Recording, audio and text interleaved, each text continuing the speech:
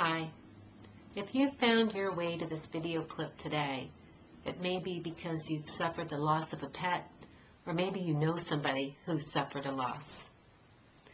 Well, I'm Sebzda from grievegirlfriend.com, and I did want to talk to you today about pet loss. Sometimes when we've lost a pet, we don't understand why we're feeling the way that we're feeling.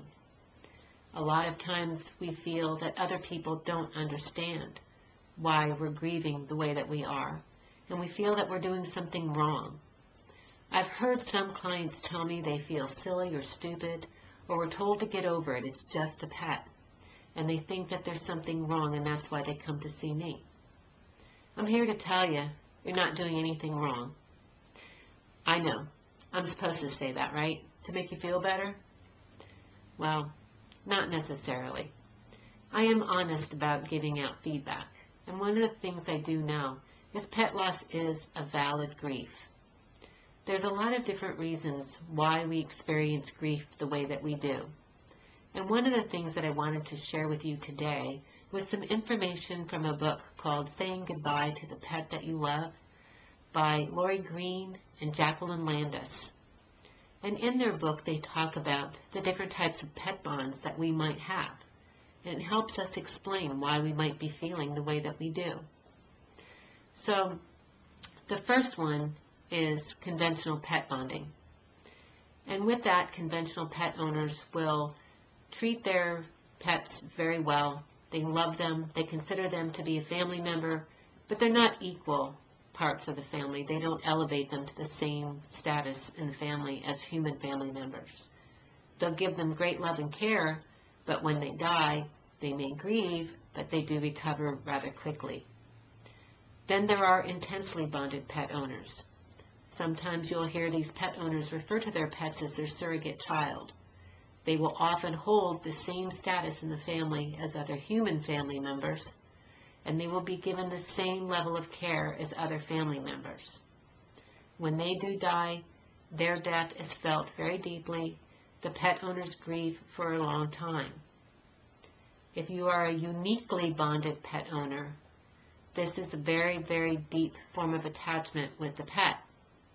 Oftentimes, you'll hear uniquely bonded pet owners refer to their pets as my son, my daughter, my best friend, my soulmate.